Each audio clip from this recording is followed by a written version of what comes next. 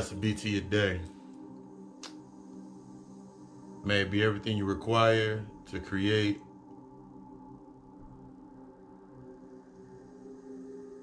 everything that you desire. This week on the God Hour podcast, we got into effective interference, trapped in reaction, codependent manifest, and broken by association were the segments of this week's session. Yesterday, we got into surrendering to the judgment and understanding that once I forfeit my need to react to the judgment, it triggers the process. It's a part of triggering the process for me to assess, to take that self-assessment. And it made me think about today, my focuses versus the obsession. Focus requires vision or creates that vision, and obsession gives sight. Remember, we talk about two eyes to see, one eye to give you the sight to the aspect. And it made me think about the displays of my focus. Often I'll sit back and I'll self-reflect, and one reflection that came into my mind was the first time, something simple. It's always something simple. I remember sitting back, first time doing laundry, and my lady was like looking at me doing folding up the laundry, and that was my first focus of, that was just based on my focus. That was my first display of focus. Seeing a task, not really obsessing over seeing a task and doing it without the automatic thought of the perception. That's one of those examples that I think about when I think about that aspect. Peace, peace, peace, peace and love, peace and love, peace and dark. I think about that focus or obsession. I think about the standard of the condition.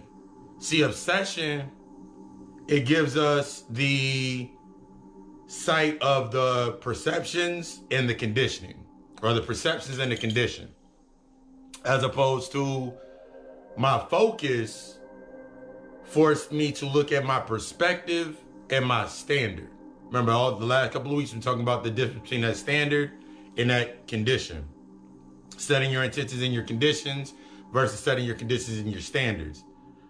I remember being in spaces similar to me going to work. I wasn't focused on my job or the task at my job. I was obsessed with the result.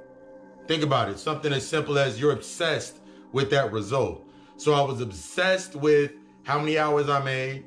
I was obsessed with how many hours I made, how much money I made at the end of the week, how much this would cost.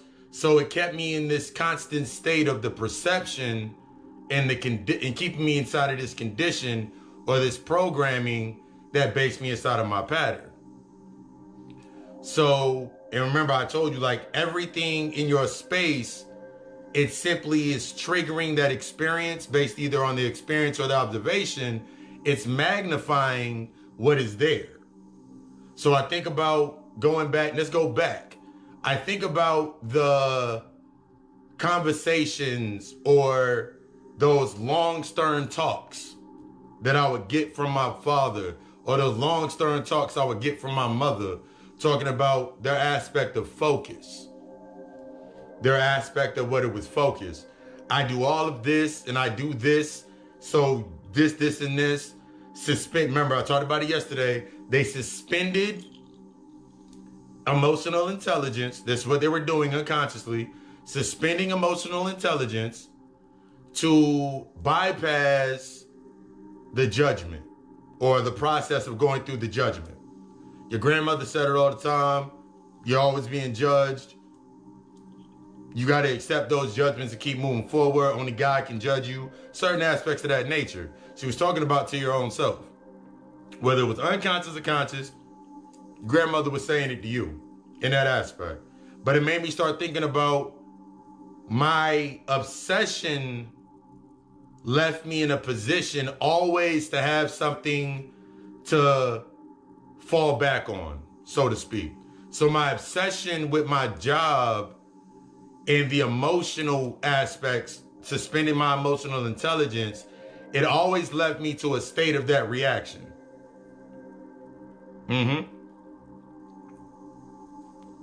Yeah, exactly. That is a perfect one. So it had me sitting in this space with myself of exactly, because now I look at my job, look at work, look at how I'm doing things in the conditions of my space. That state of obsession had me looking at things based on the perception. The perception of me overcoming something. The perception of no matter what happens, I'm always able to come out on top. I'm always able to bounce back.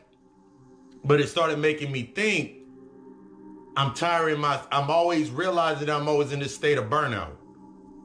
But then I have to look, that state of burnout, me being tired, me being sick, me being unable to perform, me feeling powerless, me having this existential crisis, this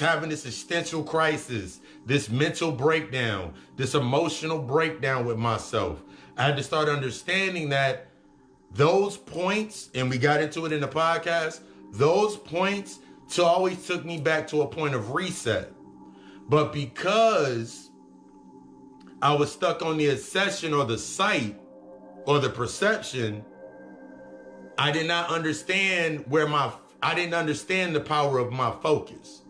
See, focus is the aspect of me understanding the direction of my light, the direction of my energy, taking in accountability for the direction of my energy, the flow of my energy, the lessons that I'm going into that space. Greetings.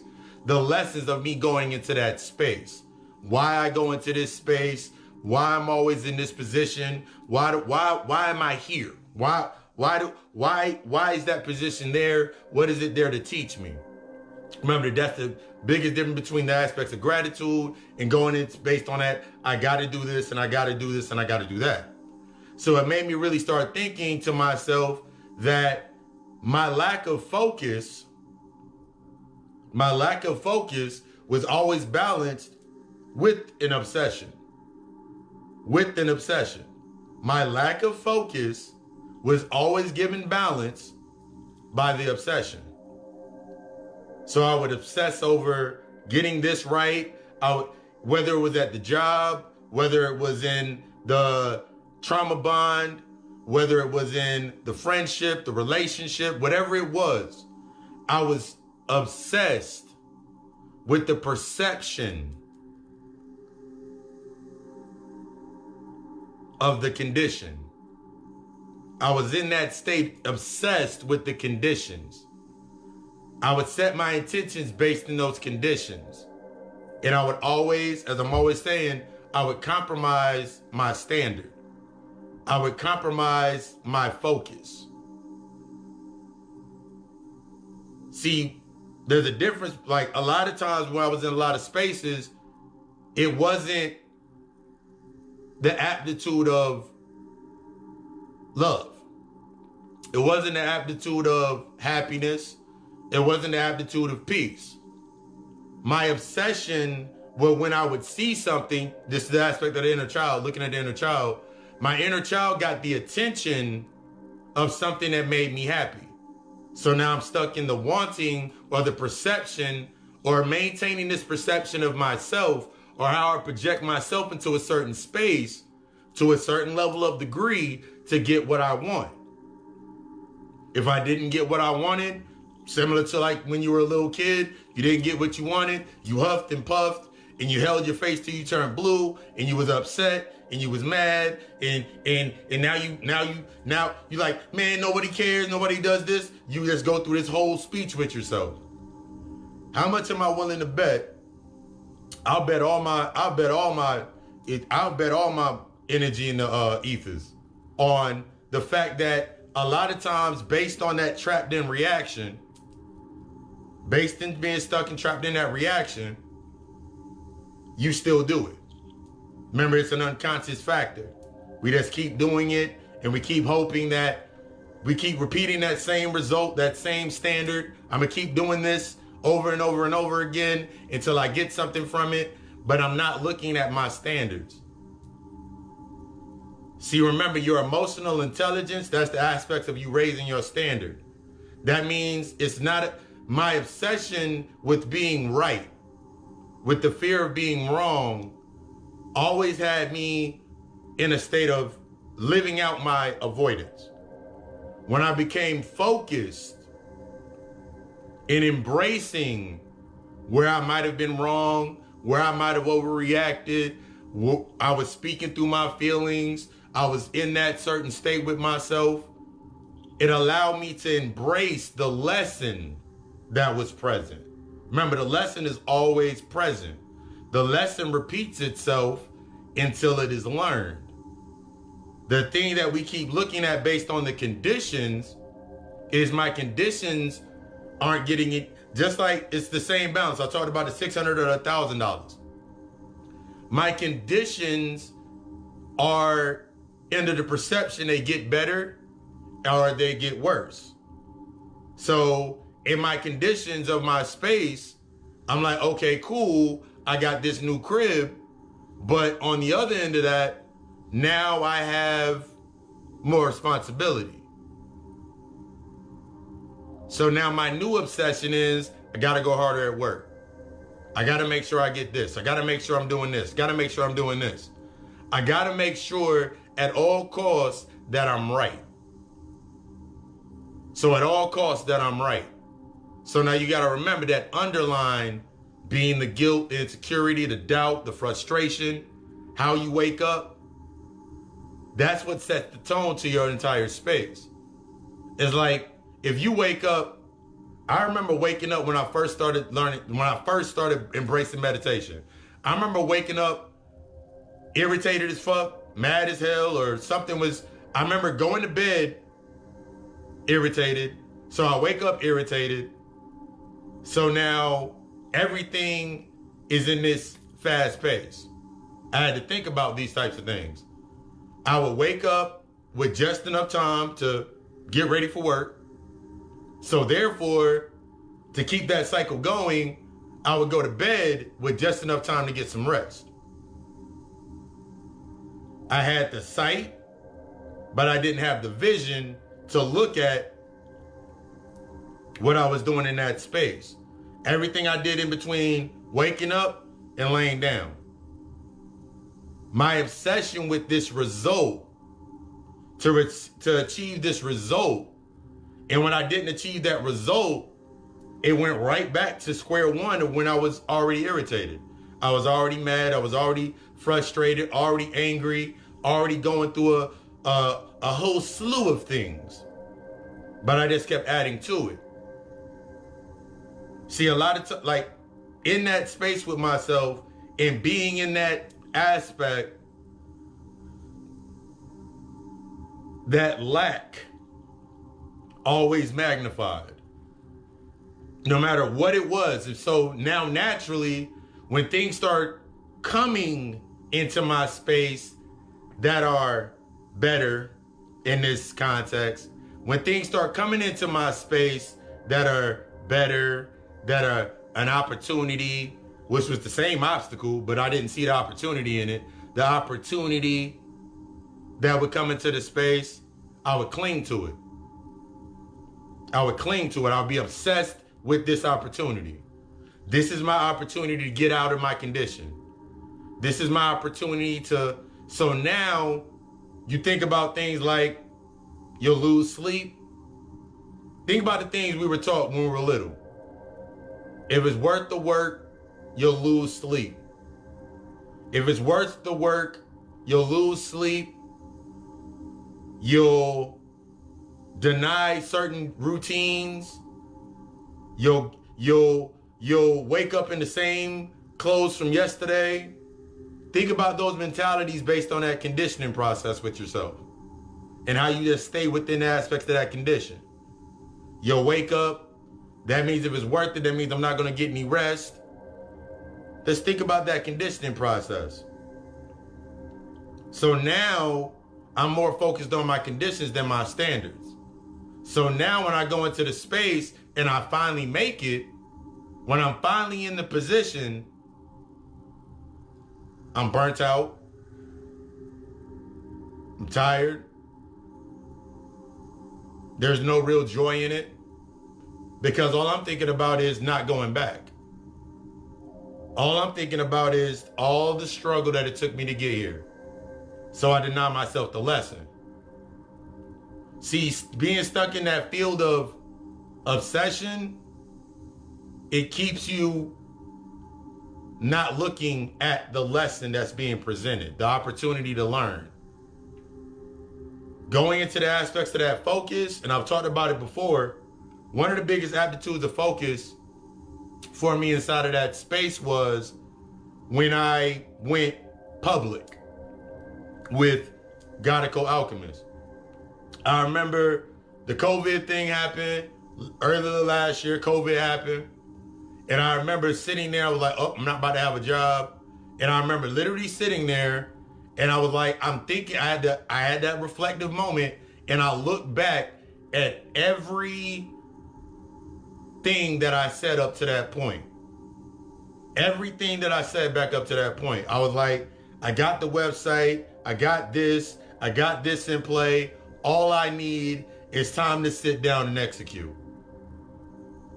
I put my intentions in that focus.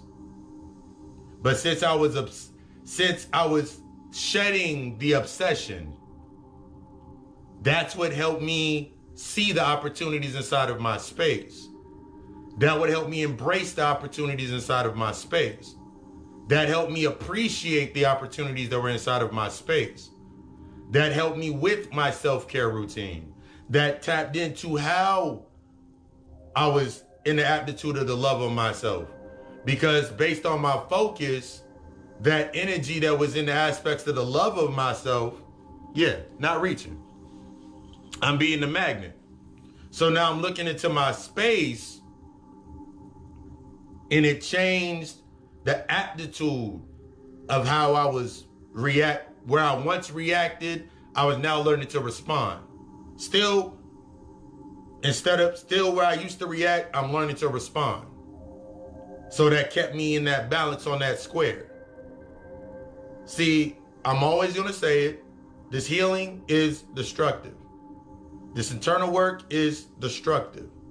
It's going to put you in a position that's going to force you to sit down and look into your space and realize that self-realization that turns into self-actualization. Because once I assess, now I have to self-assess. Once I self-assess and I accept my self-assessment, I start realizing that I'm in a state of self-actualization to keep me trapped in the reaction. So naturally, inside of that space, I create the codependent everything that I create is based on this codependent manifestation. That means my idea, my intention is fueled by what I manifest inside of my space, but is it based on my maintaining the behavior or learning my behavior? Maintaining my pattern or learning my pattern? Maintaining my habits or learning my habits? See, the obsession, it always leads with this infatuation. Remember, we always talk about ego-based versus the true aspects of that love. When you come into that space based on the attachment aspect of the obsession, the regret, the doubt, the things that we have not assessed. It's an obsession when I go into a space. So I'm infatuated. How are you usually infatuated? By something physical. How do you act it out? By something physical. It's an overpouring of emotion, followed by an overpouring of the mentality. And the first thing that you overpour into that space is, I've been through a lot of things, and I've been through this, and I've been through that. I just want this. I just want somebody. And then you think about all of the memes.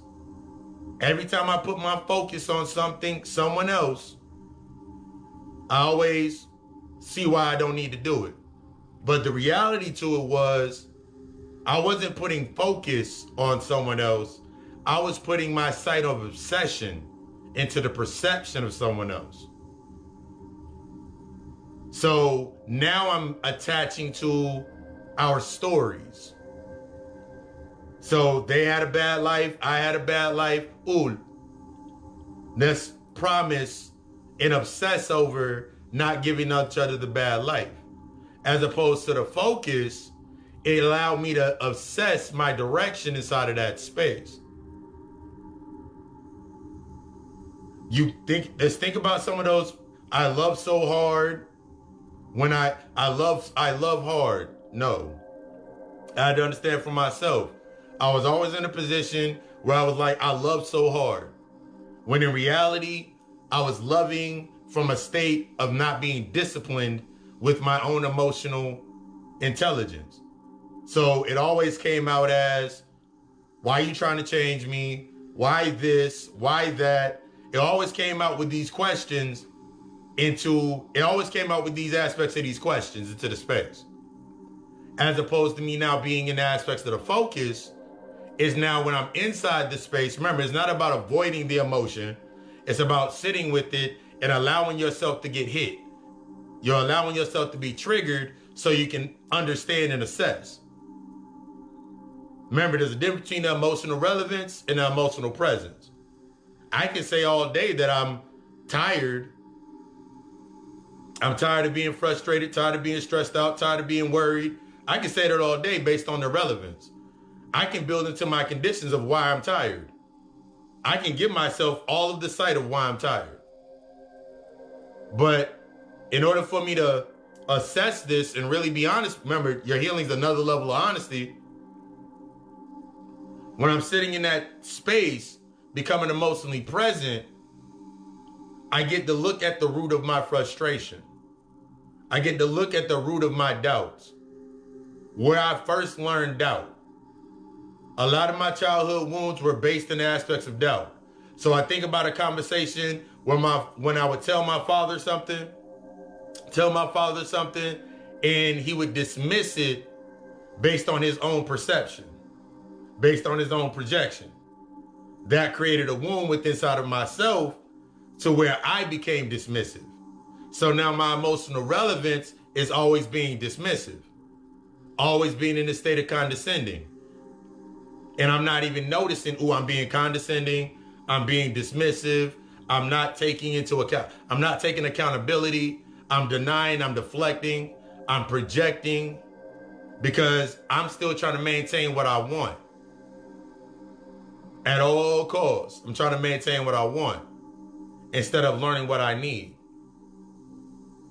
So now my emotional balance, my emotional intelligence, my emotional budget, I'm always overdrawing it to get what I want instead of learning how to balance it in the lessons that I need. That's my standard on this end. Exactly. Once I came into that state and realized it, I was like, oh shit, I've been doing this. So now I gotta take a trip.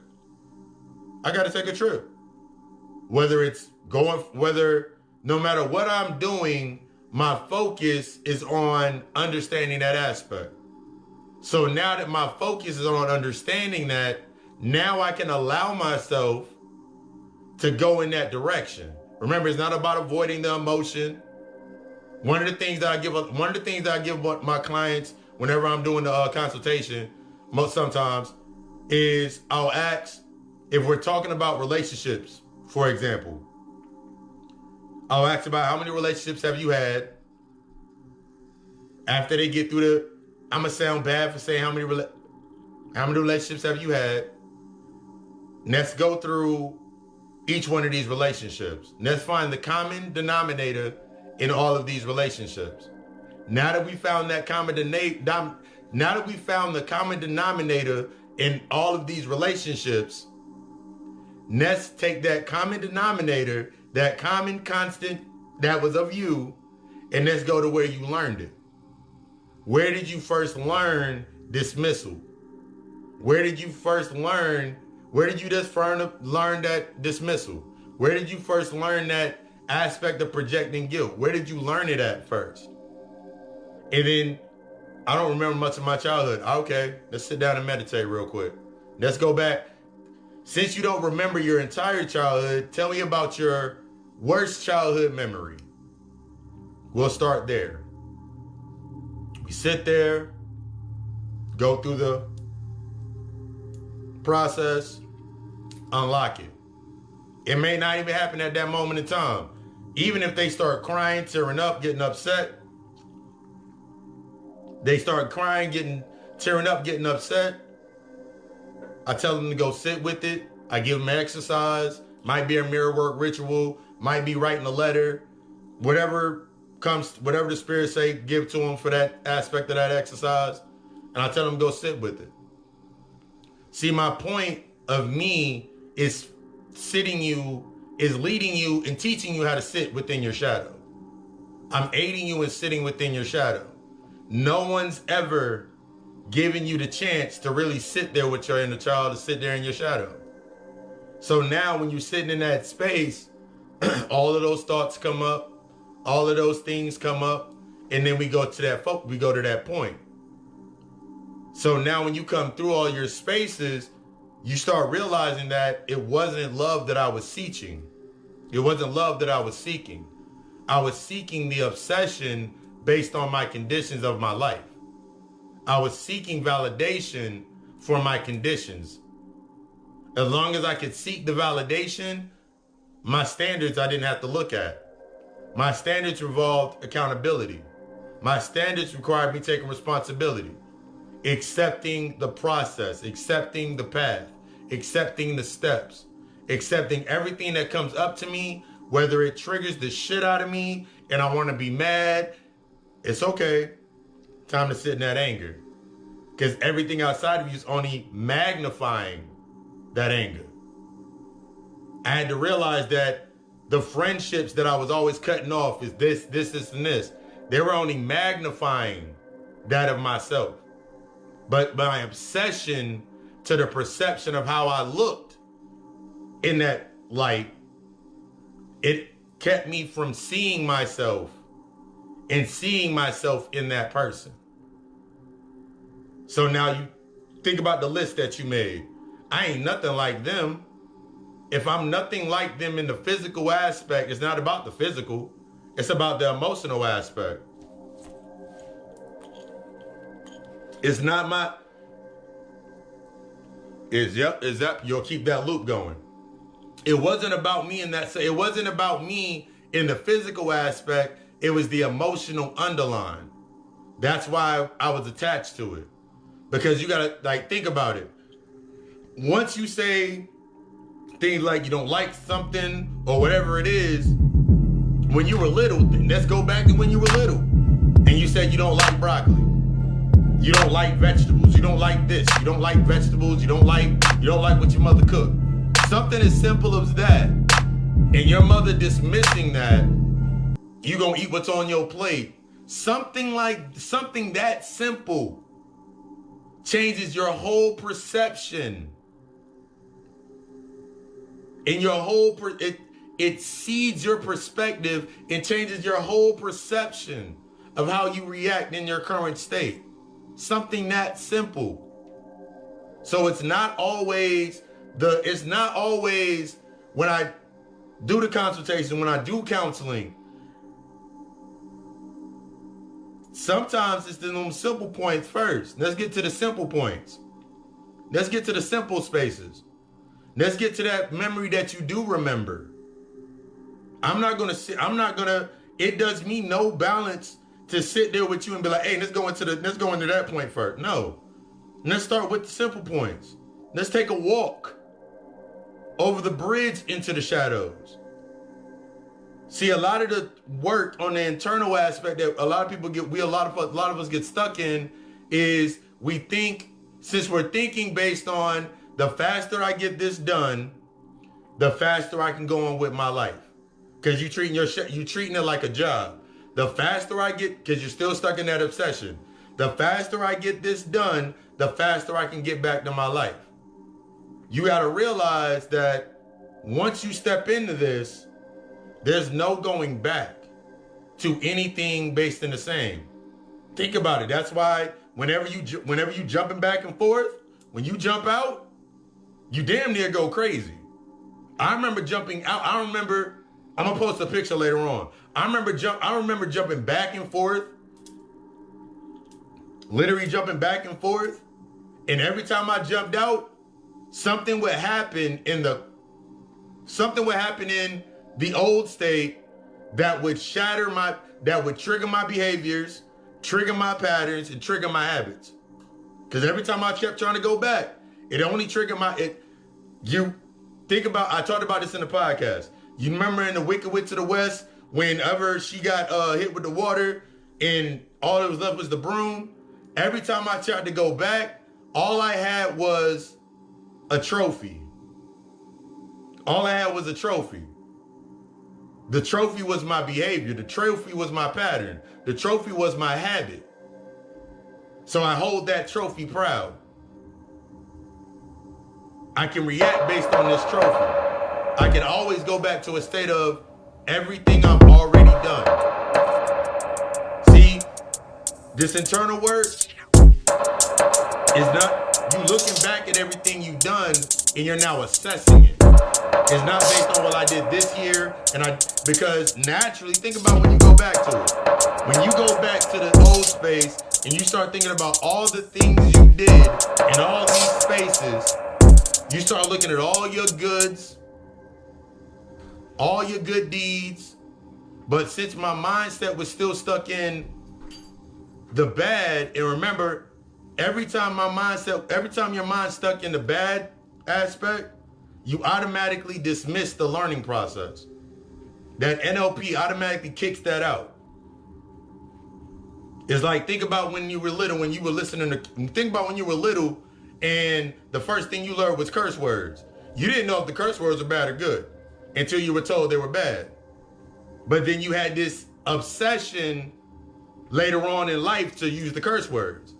It's because what you thought was bad at that point in time, in the emotional development of understanding it, you're still trying to understand it.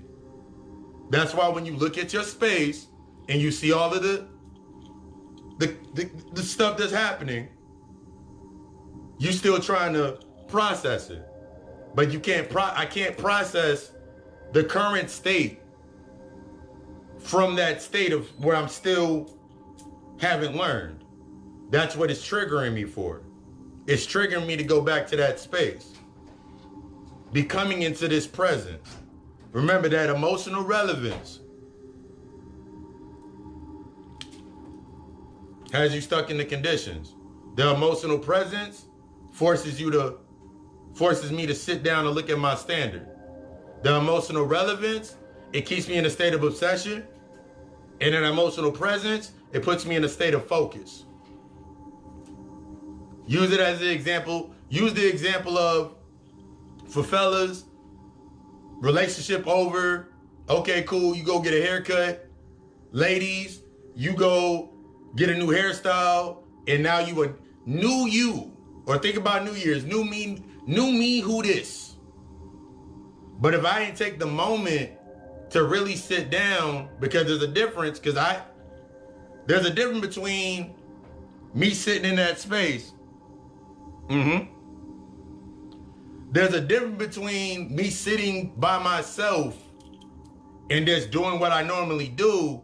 And there was a difference between me sitting by myself in the living room and it was dark and I don't even realize that I had Kid Cudi playing or whatever song playing, and I was deeply inside of my shadow battling myself.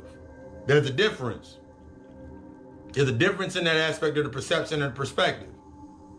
It forces you to sit down. This internal work will, everything that is meant to everything that is meant to make you go forward is always going to leave you into a point to where you do not know how to react. You do not know how to react because it's forcing you to become present. Everything that is based on the identity of the behavior, the pattern, the habit, it's always going to give you a reason to react. We talked about the automatic thought on Friday. So when I'm looking at the thought process and I automatically go from point A to point C, but I never come into the emotional standing of point B. See, point B, that's the standard. Point B, that's the self-assessment. Point B, this is the learning. Point A is where I came from. Point C is where I want to go. Point B, it teaches me the path of where I'm needing to go. The direction, my focus. It forces me to sit down and look at what I'm focusing on. It forces me to look down and look at where my intentions are actually at. It's okay, like once you go back, you're doing your self-assessment, and you like, I put my intention here, I put my intention here. I kept putting my intentions into conditions. So of course, my obsession with my job, I put my intention into the job. So naturally, anything that comes into my space that'll make me lose focus, of course I'm gonna lose focus. Because my intention is inside of the conditions. So now the true focus or my standard now gets shown. I go from, I went to work every single day on time, and I went to work every day on time, and then I would leave work, I would stay late, and then I would go home. This is the past relationship. Let me get in that relate. Don't want to go to work. I don't want to go to work. I already didn't want to go to work. That's the acceptance of myself. I already didn't want to go to work. Let me get upset. I'm already upset, so now I'm upset. I don't want to go to work. Now I'm sitting in that space. Now everything in that space is magnifying that of my thoughts or points to trigger me. Because now I'm at work like everybody lazy, man, like nigga, all these motherfuckers lazy. But then I'm sitting there like, if I'm not saying anything, what's stopping me from saying something? Led me right back to that wound, that rejection wound. My fear of saying certain things in certain spaces was, if I say this, then they're gonna be like, oh, you a narc and you think you a manager. So it had me in the fear of even when I got into the space of managing and supervising and taking on that new position, I still was acting as that old thought process of myself. I still was seeing myself as that. So I kept trying to see myself in those attachments. I asked the question yesterday. In your space right now, how many things in your space take the commission versus on the identity versus gives you the actual state to self to sit there and be like, to make you sit down?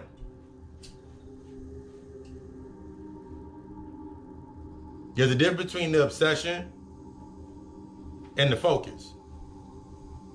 Your obsession, you focused on one. You can be focused on one thing as an obstacle. Well, that focus, when you switch to that focus or the perception or the perspective, remember the perspective is internal. So I'm looking at it through a focus. Now I can see the opportunities.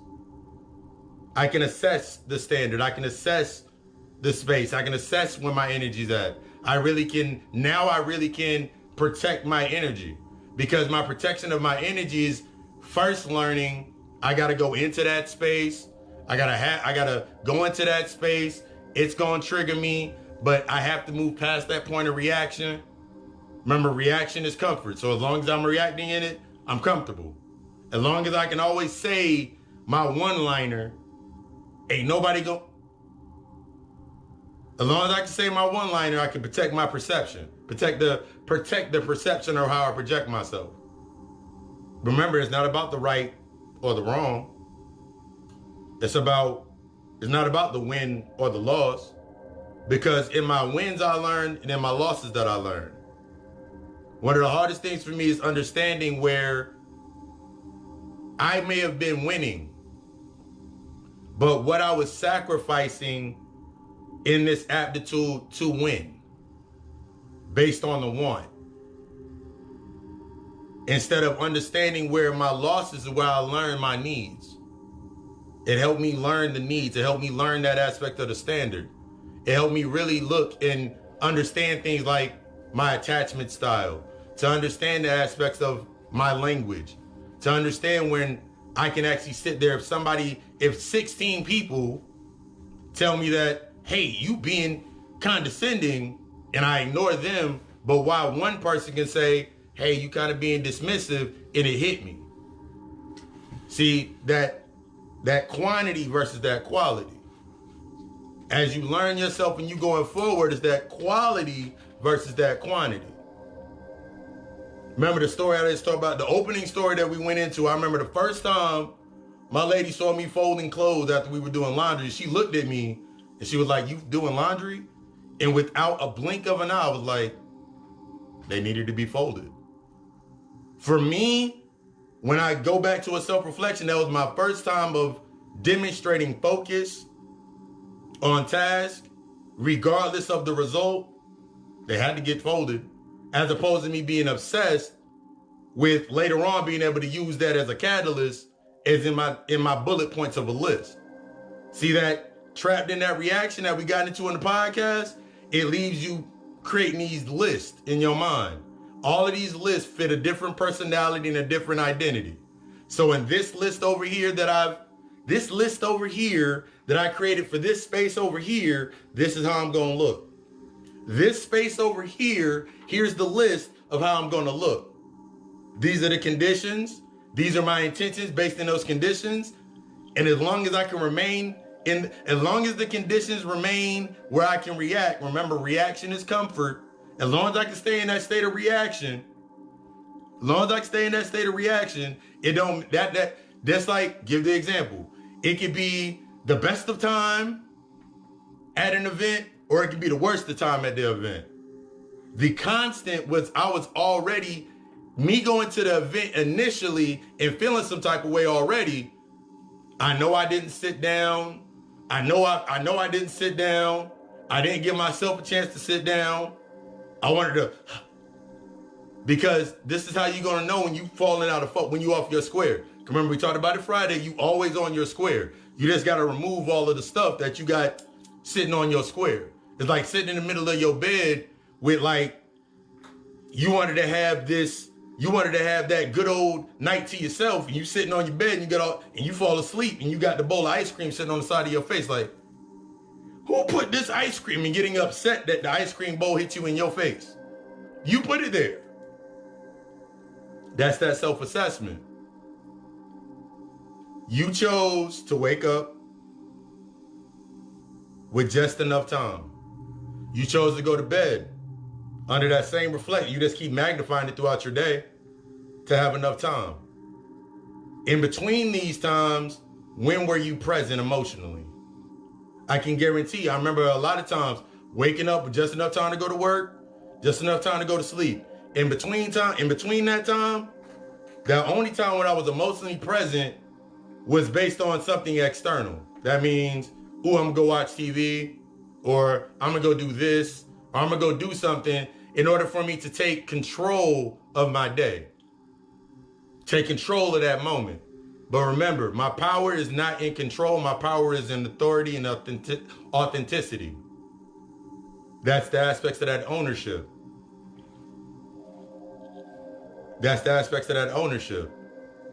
That means owning my story at every point. That means at every point in my story, I can go down that line of the story and I can be like, yep, did that. Yep, did that twice. Yep, I remember that fight back in 8th grade where I picked up that little kid and we was fighting in the graveyard. I remember that. Yeah, I did that. Just as well as you remember the time where, yes, it happened. Just like I can go through a time of, I remember my first job. I remember my first $20 with my first little paper route. And I also remember the time when my mom took the money. It's about owning that story. Remember, the key to one of the keys to the generational curse and the generational trauma is, and you going into this acceptance of remember I've talked about this before, accepting what they say. My mother would say things based on through guilt because she was still stuck in that cycle of guilt. My mom, naturally, when in an unconscious state, she suspended emotional intelligence to bypass the judgment. But when I bypass the judgment, every time I come to a space, what do you think is going to happen? That's the first thing that's going to come up. That's what we talked about yesterday, remember? You got to suspend yourself or forfeit judgment because that triggers the process. How do you know where you're going if you don't understand, if there's no trigger there? How do you know where your emotional intelligence is if you're not allowing the trigger to come up and hit you in the head like, and hit you and force you to sit down with that aspect and tune into your perspective? Everything is magnified through that spectrum of your perspective. The perception has you, remember, you got, as we doing this internal work, you're removing these layers of reaction and getting back into that natural state. This week on the God Hour podcast, that's what we got into with efficient interference. Based on being trapped in the reaction, you'll put yourself into a space to where it magnifies that emotional underline, that codependent manifest. That means everything that you bring into your space is because this simple, you be like, without this, when I found this person, I wasn't insecure anymore. Did you learn the lesson of not being insecure and getting to the root of the insecurity? What were the conversations like? Did you talk about your insecurity? Did you display it? Did you have that conversation? Or where every time you talked about you being insecure, exactly, going through the motions, every time you was insecure, they were like, it's okay. I'm insecure in that way too. But as long as we're together, you ain't got to think about that. Think about that aspect. That's obsession. We're moving past the obsession. You're moving past the reaction. You tapping into that focus. That's why I say every 2 days is the only day that matters. You are the only one that matters. Because everything outside of you is either the lesson through the experience or the observation of mastering the lesson. You got one or two choices. Either you can accept that healing is destructive, step into that darkness, and put in that work, own that shit, become spawn, the general of your army, or you can keep trying to fight for your rights inside of the light, based in your conditions. Your choice. Whether consultations, the readings, any of my spiritual services, any of my services, hit me up in the inbox, hit me up in the DM. Let's get something scheduled today. Let's get something scheduled today throughout the week. I desire you to be the fucking best. Again, the God Hour podcast, effective interference, streaming now. One of the links is under this right now as we speak. Go ahead, tune in to tap out. This is the ending of you not challenging that thought. And this is the beginning of how you own that thought. I love you. We love us. Ashe.